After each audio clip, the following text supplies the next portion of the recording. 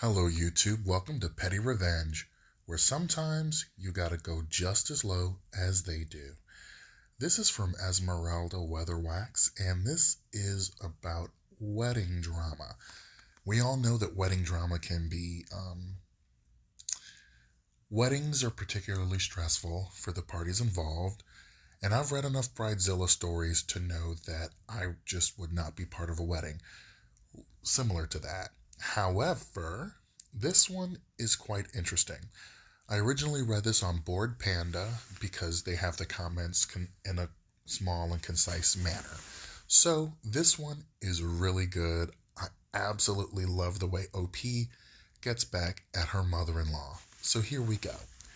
Revenge on mother-in-law who was horrible to me for years and then decided she would wear the exact same dress as me to my wedding. This was posted in Just No Mother-in-Law, but apparently it didn't meet their guidelines and someone suggested I post it here. Trigger warning, it's a mention of religious trauma. So let's begin. I was looking at wedding photos today and thought this community would appreciate my success. It's a bit long with all the background, so go make a cuppa and settle in. My mother-in-law hated me from the moment we met. Think evangelical Catholic meets goth atheist. I moved in with her son and had a baby without being married, and she truly believed I was the devil incarnate sent to draw her baby boy into the depths of hell. There followed a few years of petty microaggressions, a constant barrage of manipulation and guilt tripping, and doing things like offering to watch the kids, then pulling out a half hour before, or buying the kids a puppy when we expressly said no, and then blaming us when we had to take the poor thing back. She pushed over my motorbike, turned up at my work, tried to rearrange the furniture in our house, and constantly talked about God and Jesus in front of the kids and told them they were going to hell because they weren't baptized. I went very low contact and things were quiet for a while. I've never cared about getting married. I felt weddings were a waste of money. I'd rather have a boat or a new motorbike. But it was important to hubby. So I agreed, on the condition that it was not a church wedding. Apart from the general problematic nature of the church, I experienced religious trauma while growing up, and I wasn't prepared to compromise. Hubby agreed, and we started planning. 2 days after we announced our engagement, to much wailing, gnashing of teeth, and general dismay, a priest arrived on our doorstep. He had been sent by mother-in-law to schedule a date for our wedding and book us in for premarital counseling. I was very nice to him. After all, my issue was with the institution, not this poor guy, and thanked him for coming, and I told him we wouldn't be requiring any Catholic services for the wedding. He looked sad and expressed he was a bit nervous to let mother-in-law know. I offered him coffee and sympathy, and that was the start of an unlikely friendship. I was fairly annoyed by this stunt. I talked to hubby, who at the time was so far in the fog that he couldn't see a hand in front of his face. He didn't see the big deal and asked me just to let it go. I thought about it for a day, then told him no. We had to address this immediately or it would escalate. I understood that he loved his mom and sisters, but that their obvious contempt for me was a problem. I don't like ultimatums, but by this point, I'd been putting up with it for 6 years. I laid out, we address it now or no wedding. It went about as well as you would expect. We visited and hubby tried to talk to her about how inappropriate her actions were. She screamed at him and cried, and then his sister started on us both. Standing there, watching my hubby's heart break, my filter broke. I told him, stop, very loudly. Then I told them that they were behaving like toddlers and that I was embarrassed by their antics and to consider this their first and only warning. If they tried anything like that again, or treated us with anything other than kindness and respect, not only would I cancel the wedding, but I would tell the priest and all their friends about their disgusting behavior. If they wanted to be a part of the planning, I would welcome their participation, but hubby and I would have the final say. Mother-in-law tried to speak, but I shushed her like Dr. Evil shushing Scott, and we left. Hubby was distraught, and I felt bad for him, but we got into couples counseling and things got better. Meanwhile, mother-in-law and sister-in-law seemed to have taken things on board and were maintaining a frosty civility, although I was banned from their house because I was, quote, scary. Fast forward about 12 months. Time for dress shopping. Ye gods, I hated the idea of a wedding dress. I hate pale colors. I hate dressing up. I hate dresses.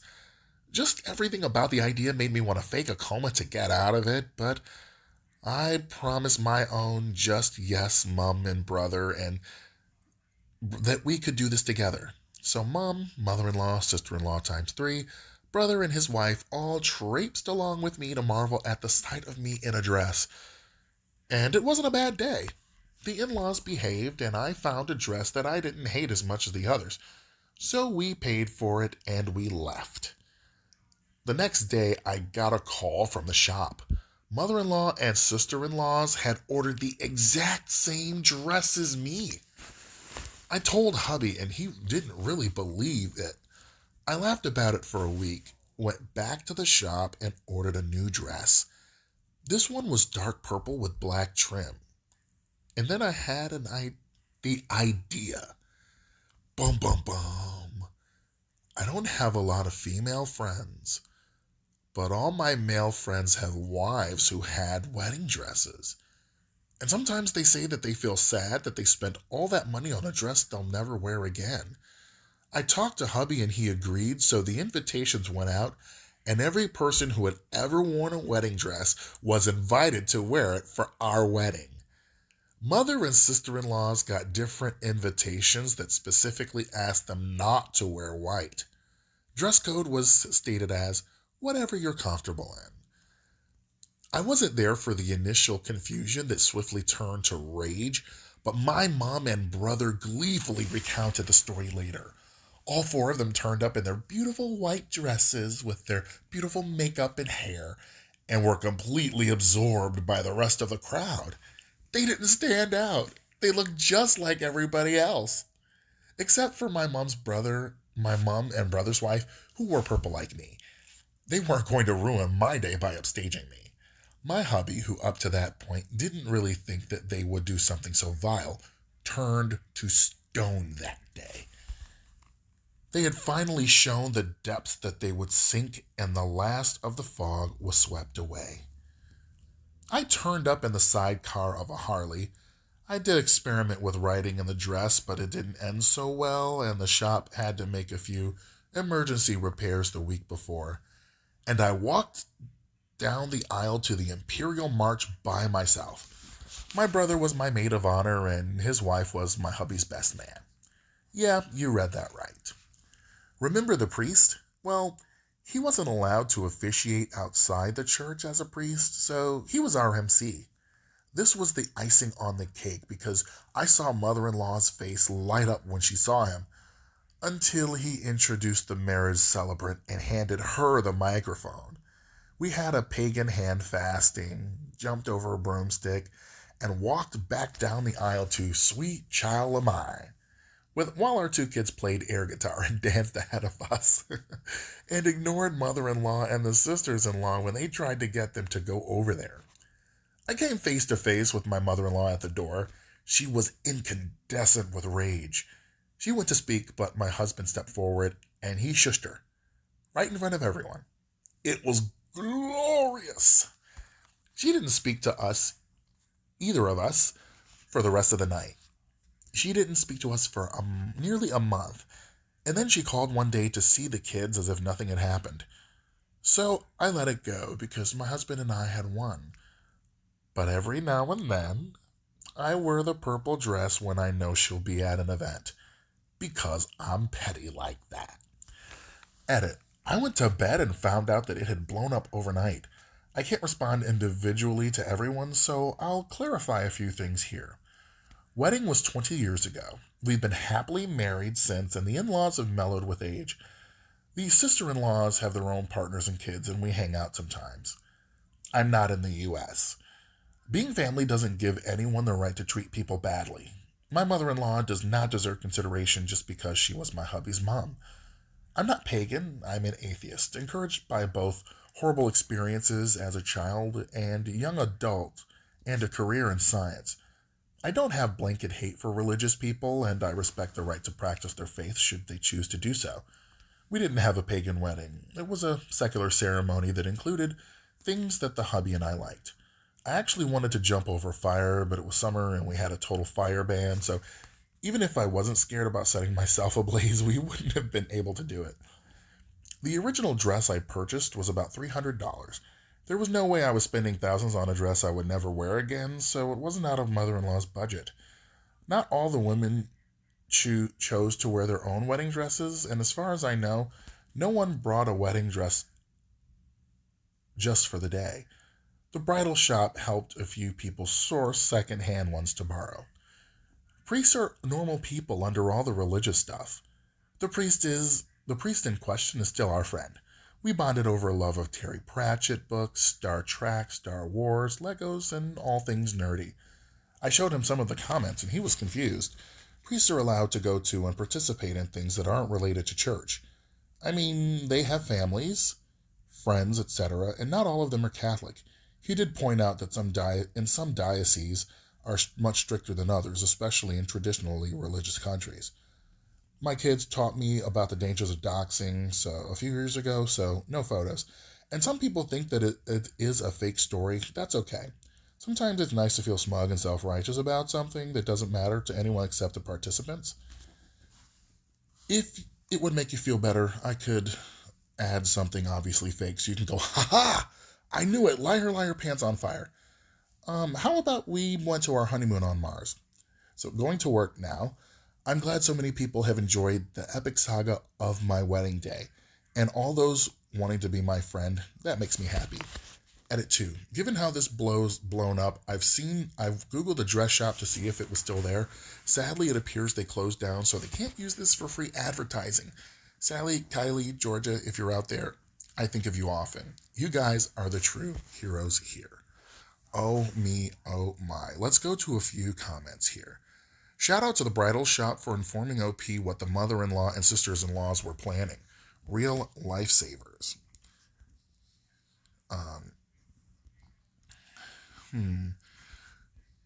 You not just made your revenge. You also made all the women's day by letting them wear their wedding dresses again. Love it. Yeah, they were super enthusiastic about the idea. There were a few who weren't able to wear one for various reasons, but the original dress shop helped them out. Anyone that didn't want to was welcome to wear whatever they liked. I'm not surprised that Just No Mother-in-Law didn't like this story. I've been banned there several times myself. You're only allowed to either take the abuse and rage on the sub or go complete no contact. And any storylines where you advise or do call people out or give them a taste of their own medicine is immediately met with a barrage of gaslighting reports and comments that you're worse than they are. Giving someone enough rope to hang themselves isn't gaslighting. Okay, so I'll read Just No Mother-in-Law stories, but the comments apparently won't be very useful. OP, you're my hero. This was a brilliant and made for lovely reading over my cuppa. Apple cider. I'm not ready for tea yet. Bravo. When my husband and I got married, we knew it had to be mixed faith just to appease our parents. He was raised Jewish. I was raised Episcopalian. I knew my mother would want to be involved in the planning and try to make everything conform to her ideas, but I said no to that very quickly. We hired a wedding planner. She still hasn't forgiven me that me and my husband and for that, and my husband and I have been happily married for 4 years now. The last comment. Well done. I love the part that because mother-in-law and sisters-in-laws were wearing white, they were just seen as normal party guests and no one could pick them out as part of the groom's party when they look at the pictures.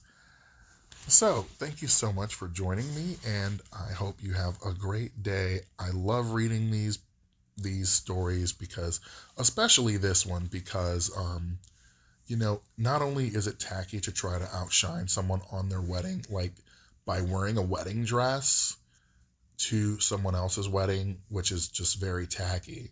But I love how OP turned it around so much to where no one would notice them. And that is the best revenge right there. Thank you, and you have a wonderful day. See you soon.